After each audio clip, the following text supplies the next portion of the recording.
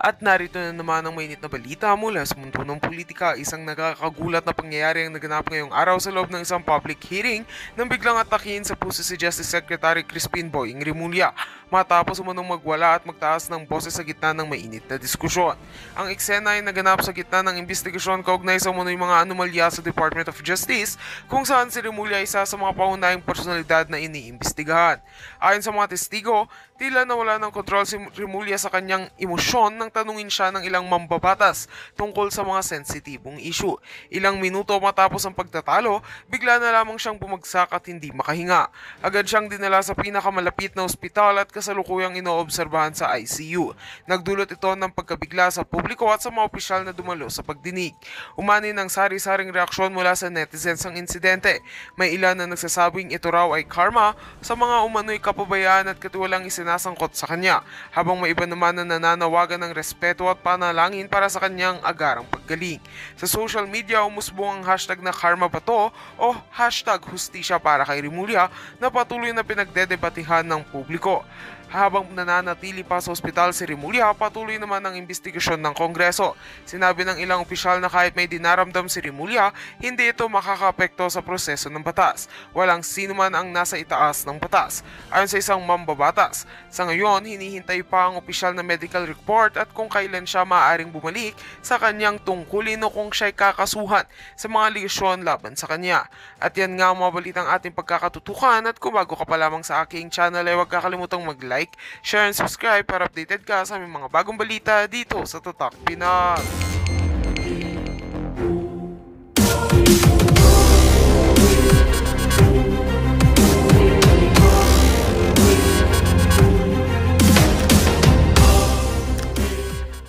Be allowed to read the statement? Yes, please. Please do so. Okay, thank you. Apo. Mga kababayan, on March 11, 2025, former President Rodrigo Roa Duterte was forcibly taken by the Philippine National Police upon his arrival at the Ninoy Aquino International Airport. He was brought to Villamor Air Base, a military air base, detained for nearly 12 hours, and then flown out of the country on a private jet to The Hague, all allegedly because of a warrant issued by the International Criminal Court. This was patently an illegal arrest. This constitutes extraordinary rendition. A Filipino citizen, a former president, was taken into custody without a valid warrant issued by a Philippine court, without due process, and without any legal basis under our laws. The Constitution is clear. Section 2, Article 3 of our Constitution explicitly states, "The right of the people to be secure in their persons, houses, papers, and effects against unreasonable searches and seizures of whatever nature or for any purpose shall be inviolable, and no search warrant or warrant of arrest shall issue except upon probable cause to be determined personally by the judge after examination under oath or affirmation of the complainant and the witnesses he may produce, and particularly describing the place to be searched and the persons or things to be seized." This means that for an arrest to be lawful, it must be carried out pursuant to a warrant issued by a Filipino judge of a Philippine court. Nasaan po ang warrant of arrest na inisyu ng hukuman ng Pilipinas? Wala. Without a valid warrant from a Philippine court, this was at best a warrantless arrest. Under the rules of court, warrantless arrests are only permitted in 3 instances: in flagrante delicto, hot pursuit, and escaped prisoner. None of these circumstances applied to the case of the former president. So, what was the legal basis of his arrest? The authorities acted solely on an ICC warrant, a document that has no legal effect in the Philippines unless reviewed and validated by a Philippine court. In fact, even assuming without conceding that the government itself wished to recognize and enforce the ICC's warrant, it still violated the Rome Statute itself. Even by ICC standards, the former president should have been brought before a Philippine judge to determine the validity of his arrest. before it was handed over to a foreign court. Under Article 59 of the Rome Statute, a state party which has received a request for arrest and surrender shall immediately take steps to arrest the person in question in accordance with its laws and the provisions of Part 9 and shall bring that person before the competent judicial authority in that state. Yan ang sinasabi ko paulit-ulit nung nasa labas ako ng gate ng Villamor Air Base. And why was this not done? If they claim to abide by international law and standards, then why did they conveniently choose to ignore this provision?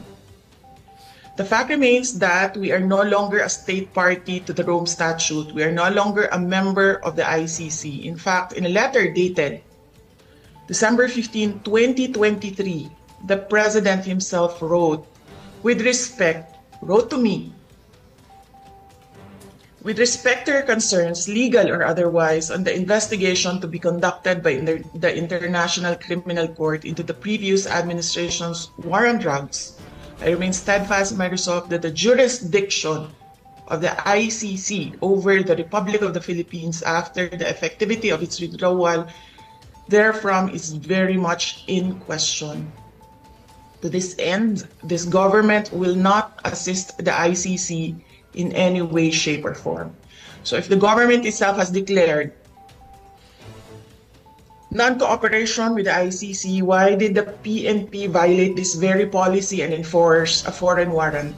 Even granting for the sake of argument that we have some duty to cooperate with either the ICC or Interpol, does that duty override the fundamental rights of every Filipino enshrined in our Constitution? What happened on March 11, 2025 is not just about one man. It is about all of us. It is about the country. If a former president can be taken without due process, what stops them from doing the same to any other Filipino? Therefore, we must dare to ask more questions. Under whose authority did the PNP act? Why did they enforce a foreign warrant without the Philippine court order? Why didn't they at least bring PRRD before a judge as required by the Rome Statute itself? Even more disturbing is the silence of the armed forces of the Philippines. Why did the AFP stand idly by while a former commander-in-chief was taken from a military base under questionable circumstances? How could they allow a foreign tribunal to override on our constitutional guarantees? We have now lost a former president. I pray that we do not lose the country next. Your Honor, Senators Cayetano and Marcos and other senators present, alam naman natin lahat at alam nila na mali ang ginawa nila. Ginawa nila yon just to demolish political opponents. This is all about politics. The administration is using government resources, the ICC, to demolish the opposition. Wala na tayong argument. Mali ang ginawa. Ang tanong ngayon, ano ang gagawin natin para maibalik ang dating Pangulo sa Pilipinas?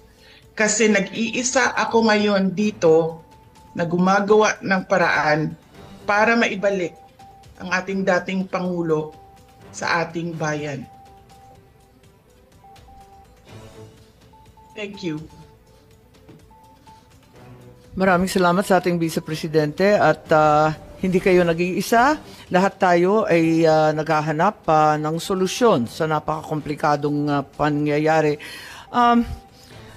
Ano sa palagay mo yung nakita ninyong ICC warrant? Kailan ba ipinakita? May sinabi si Counsel o Attorney Medialdea na hindi daw pinakita kay Pangulo Duterte hanggang sa kahuli-hulihan at redacted form pa daw.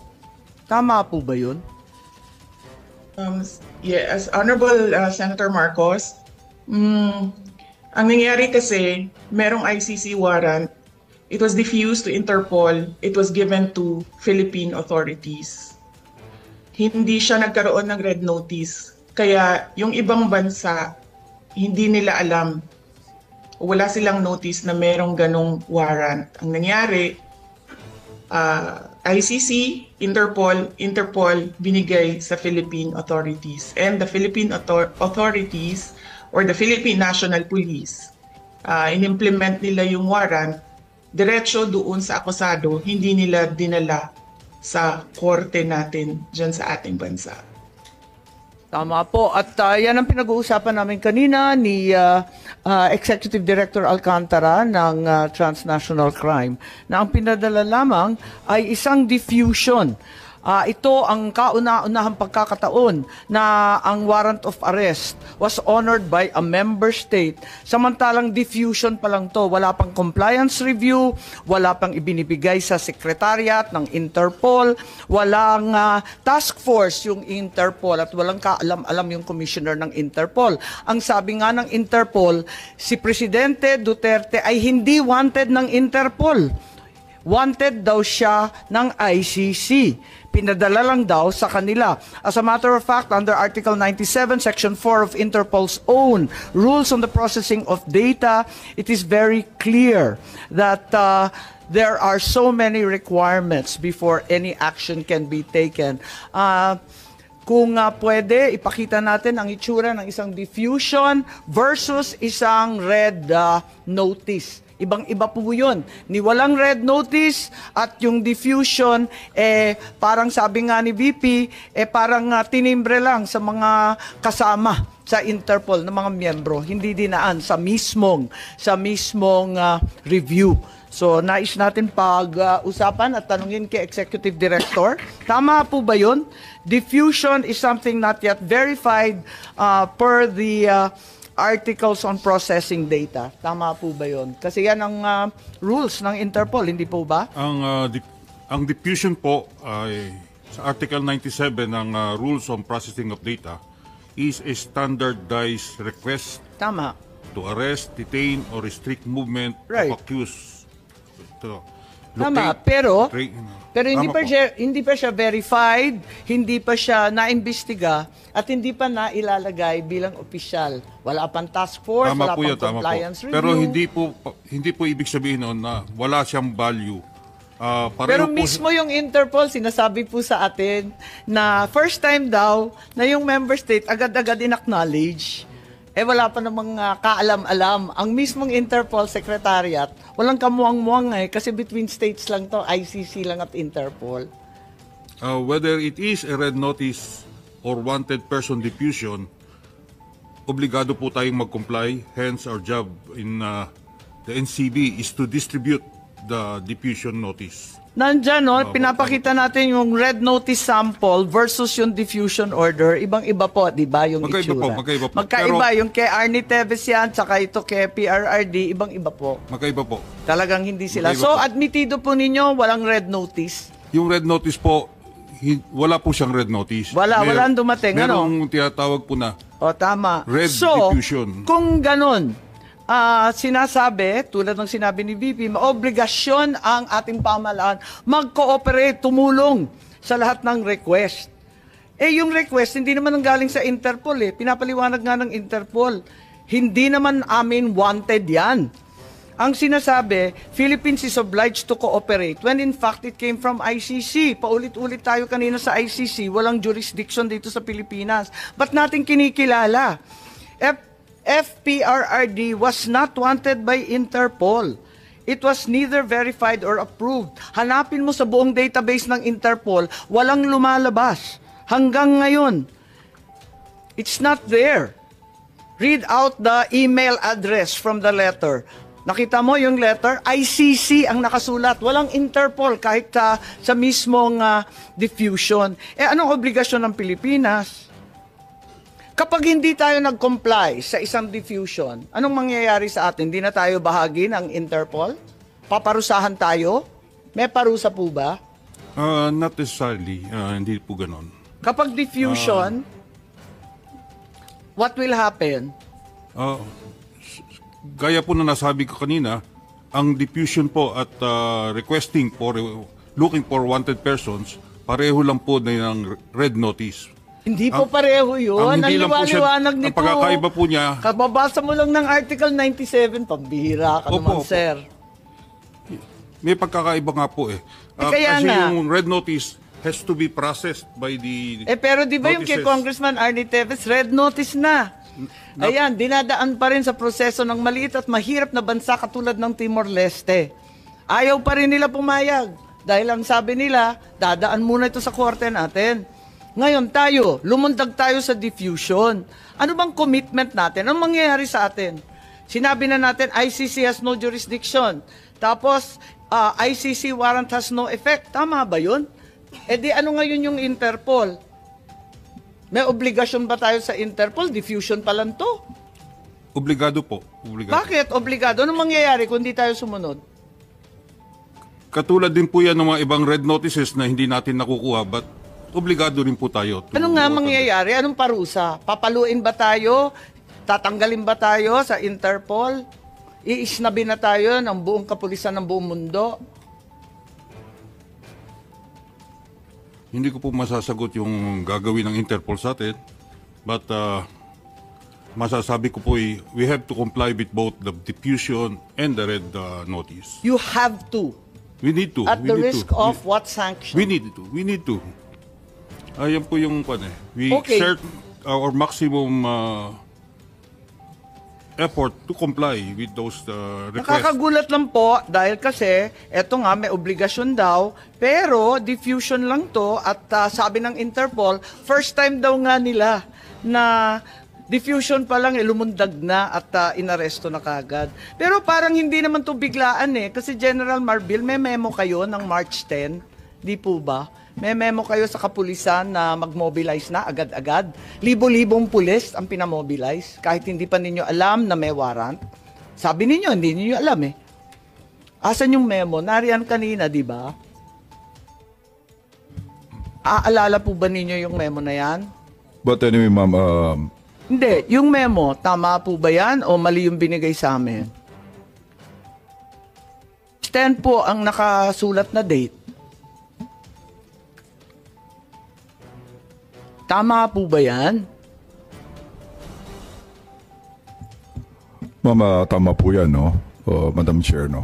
Ang preparation namin, although sabi ko nga, narinig po namin na there will be possible na lumabas po yung warrant, based on sa mga dumadating na news, it's standard procedure po ng PNP na mag-prepare po in case that's a part of our planning process. Libo-libo ang minobilize na kapulisan, gumastos ang buong pamahalaan para lamang sa isang chismis galing sa Hong Kong.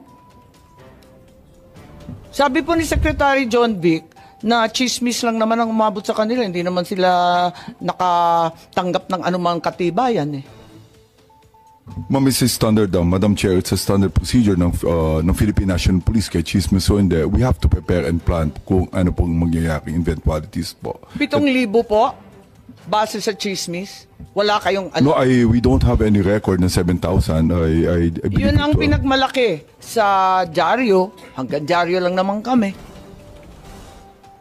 Ma'am, wala po kami nilalabas ng ganong karaming tao. I guess it's more of pinapilaki. But I doubt with this number, ito lang po yung nilabas po namin tao. Okay. So, ilan ang minobilize ninyo kung sinasabi niyo labis-labis naman ang 7,000? Sa tingin ko, labis-labis. Isipin mo, chismis lang. Ma'am, based on the numbers, more or less, it's a total of 156. Yun lang po yung ano namin. But sabi ko nga doon, it's just a normal procedure. May mga memo pa na sumunod dyan. Alam naman ninyo yun. Ito lang yung pinakauna.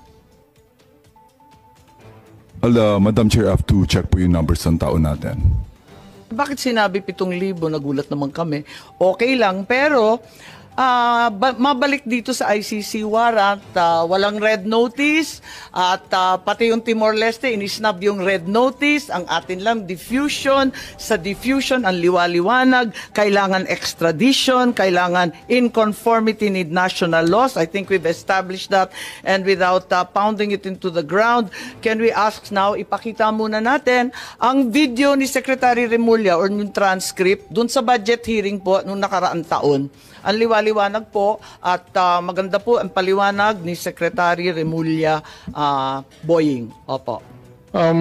But when it comes to them going into the country, kung gusto nila pumasok dito upang manghuhuli at magpasagawa ng warrant na kanila pong na-issue po siguro ng ICC pagdating ng panahon, kailangan po itong dumaan sa ating court system. Ito po ay kinakailangan ng isang action to enforce a warrant, action to enforce a judgment. Kailangan po dumaan yan sa ating court system. Kaya hindi ho namin pakikialaman kasi yan po trabaho na ng Interpol kung talagang gusto nilang habulin yung tao na nasasaktal. Yung sabihin natin, nag-issue po na warrant of arrest ng ICC, gusto mong enforce ng Interpol dito, pero para ho ito ay matuloy at hindi ho magkaroon ng kasuhan, kinakailangan pumunta muna sila sa korte natin. There are some things that the Supreme Court would be looking at if what was alleged in the crime would have happened when we're still members of the ICC.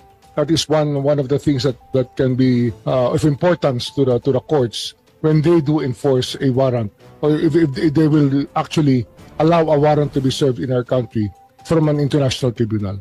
Ang problema nga ho ay meron po sinasabi yung mga kaibigan natin na well-meaning naman. May 200 families daw na gustong magreklamo pero ang hawak daw nila 8. Pero sa 8, ang makakausap nyo 2 lang. Tapos yung 2 pa, wala pang ibibigay na totoong ebidensya. Napakahirap po talaga maghabol. Ang yung nag-hearing po ang Human Rights Committee ng Kongreso tungkol dito. At ang lumalabas po talaga, yung mga nangyari po kasing EJK nung panahon na yon, wala hong police report Walang police blotter, wala hong record. Kaya napakahirap po maghabol talaga. Ayun.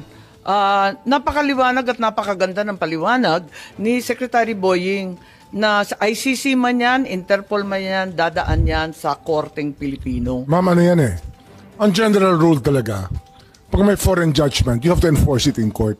However, ito hong nangyaring ito, ang ginamit po namin dito, Section 17 ng Republic Act. 9851. 9851. Pwede ko hong basahin, ma'am? Can I read the provision I think into the we can record? put it on...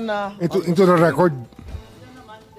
But may I read it into the record, ma'am? Thank you.